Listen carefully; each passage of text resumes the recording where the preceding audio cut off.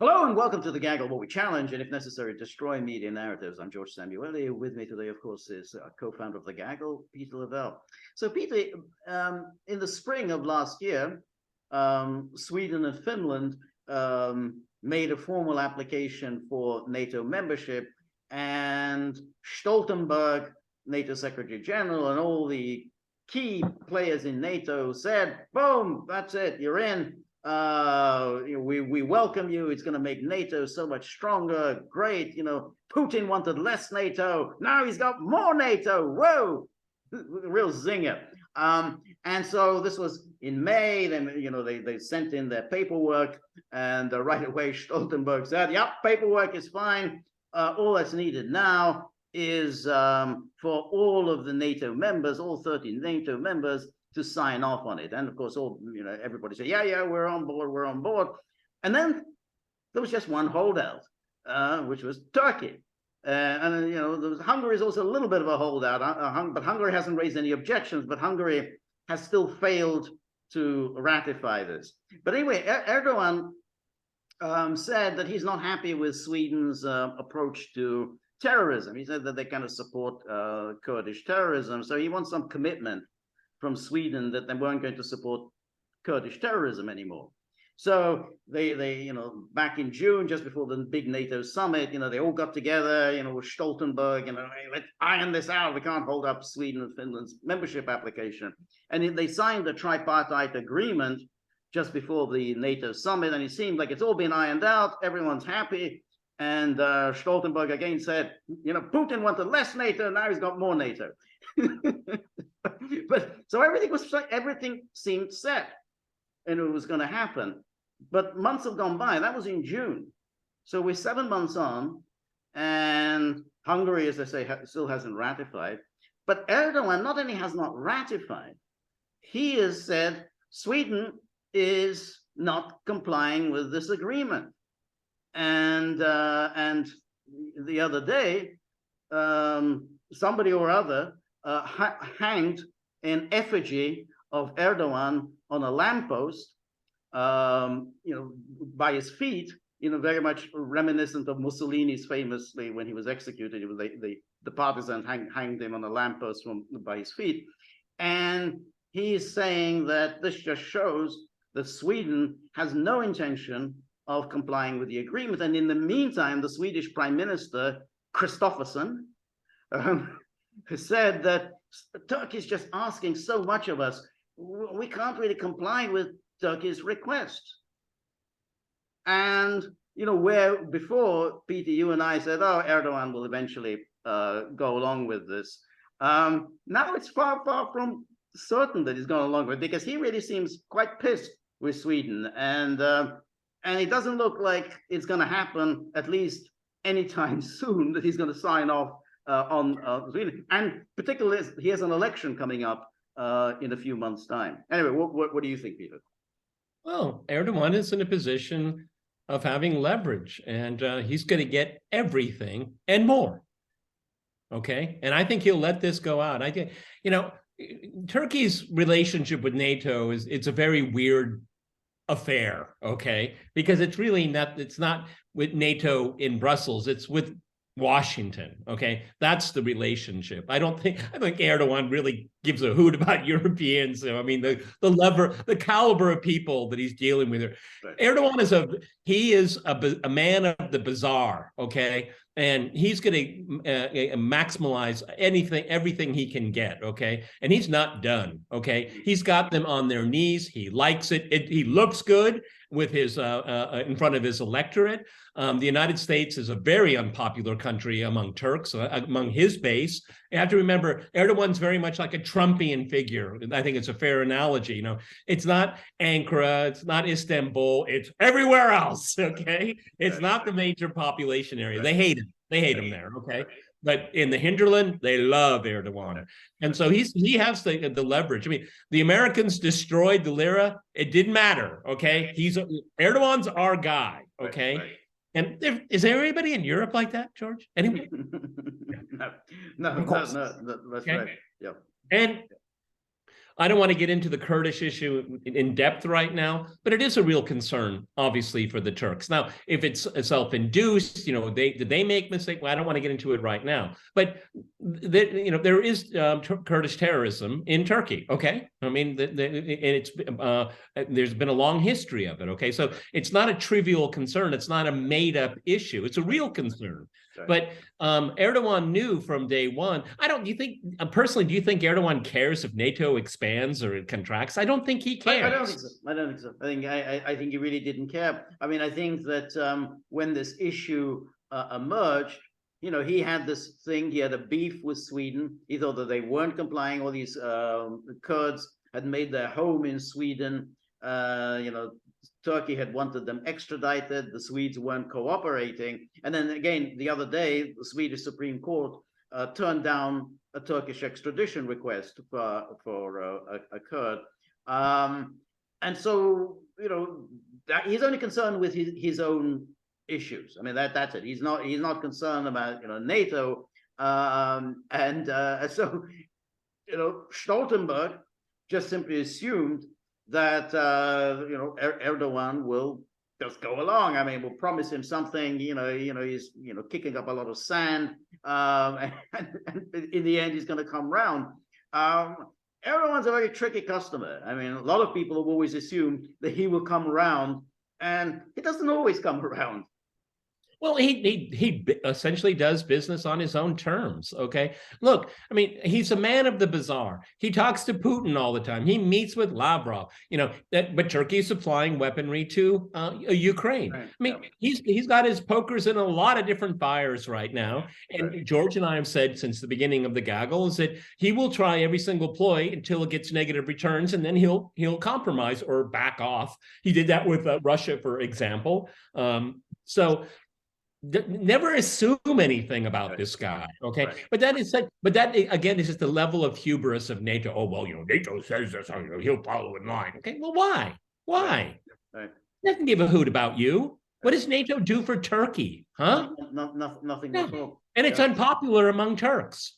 Okay. And it's also very interesting because you remember when Sweden and Finland made their application for NATO membership, they pointedly said no referendum, no referendum. Stoltenberg, no referendum. We don't want any stinking referendum on this issue. Public opinion favors NATO membership. That's good enough for us. We'll just because if you have a referendum, then you have a debate. Exactly.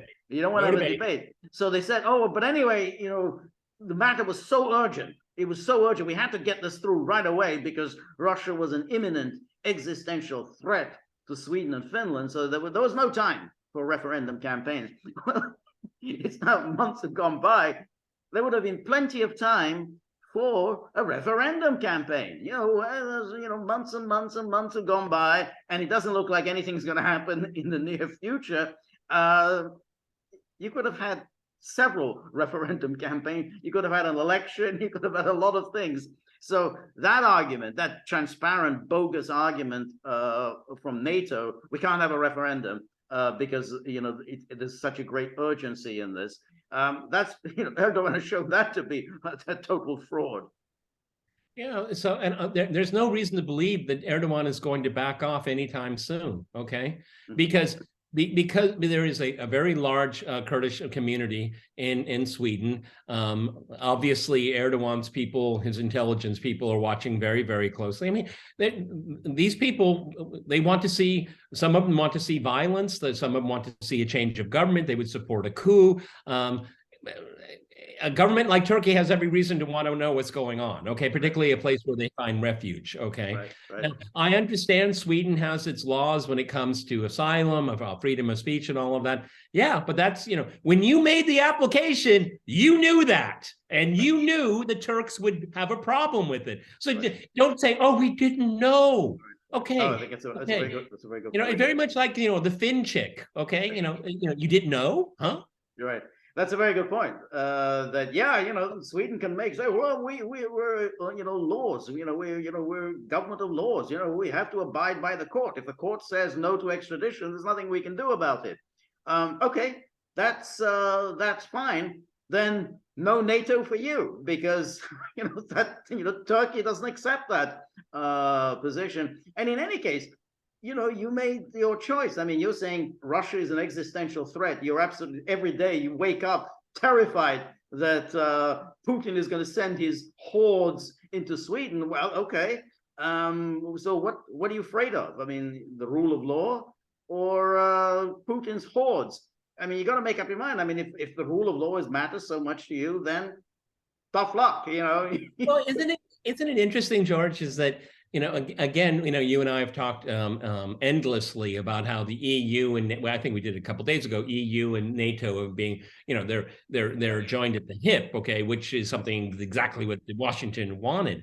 But see, and so with this mindset of fusing these two organizations together, and you were, when we talked about it last time, you were the first to say, this is a dissolving of sovereignty. Well, they're so annoyed that Erdogan here he goes in talking about sovereignty. You got your laws, we got our laws. Right. Okay, right. They just can't consonant. That is something that they blow fuses. Well, you should change for us. Right. And we have a situation. Turkey is not a country it's not, you don't trivialize it, okay?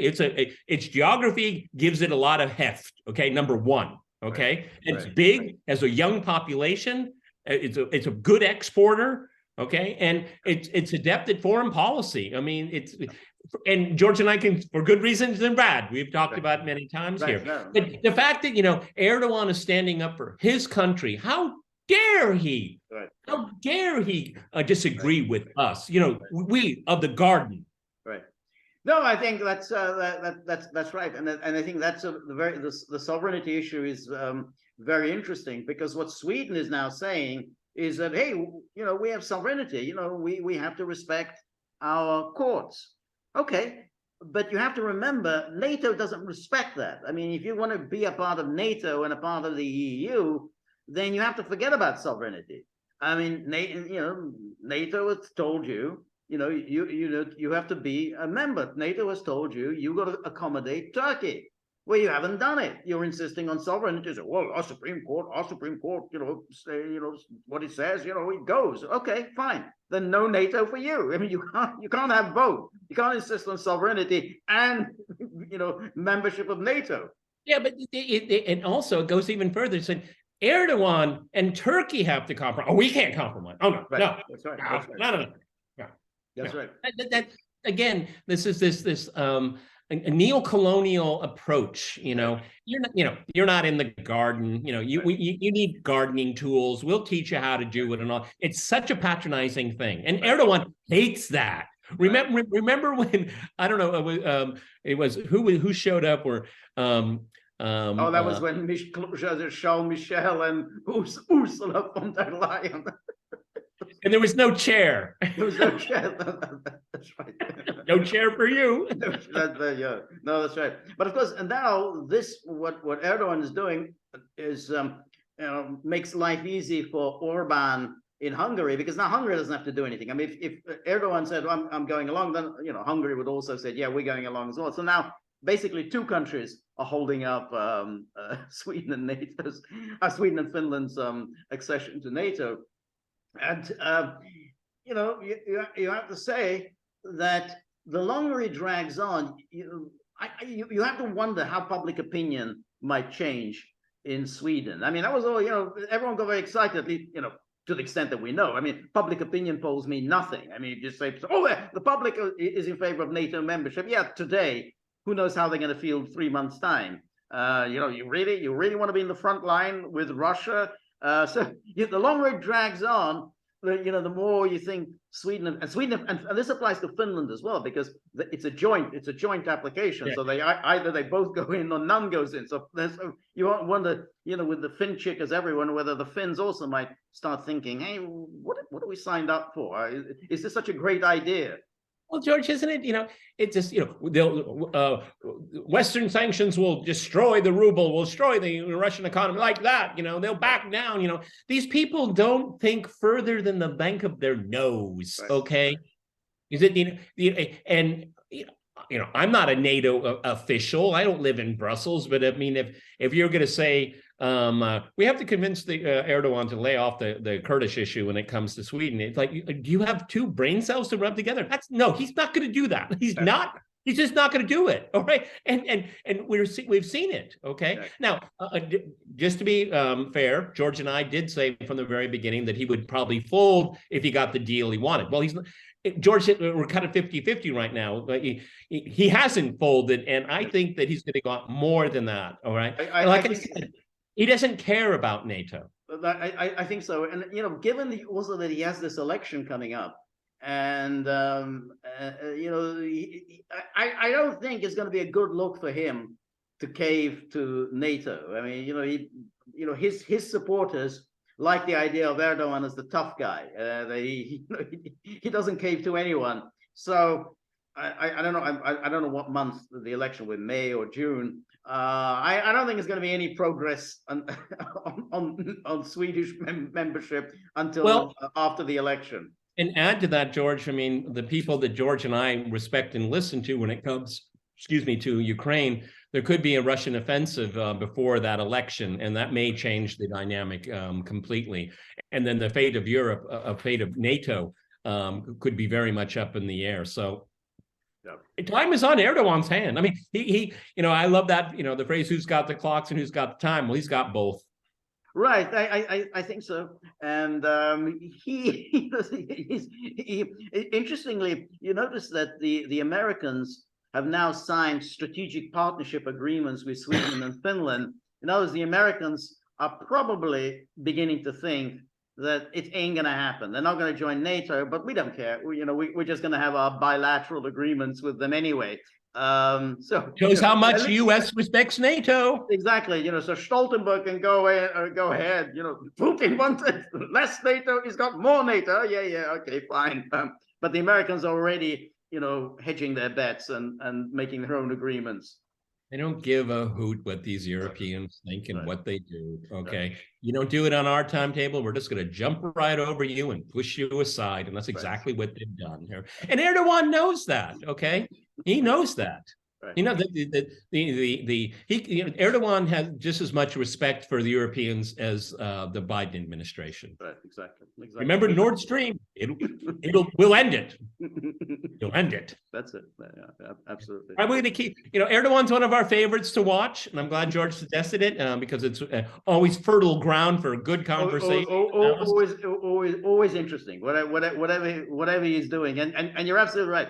He sends arms to Ukraine, and yet he has regular phone calls, very friendly calls. It's not like when Sergeant Schultz calls the Kremlin, and the Kremlin readout is always, Putin said this, and this, and then he hung up. But it's always very, very friendly kind of banter between the two of them. So.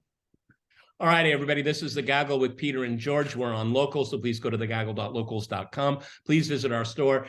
And I don't know what you're going to do until Tuesday, but it's a long I don't know. I think it's time to start drinking and, staying in bed, binge watching, I don't know, The Sopranos or anything else. But it's a long way till Tuesday, 3 p.m. Eastern Time, my live stream on Locals.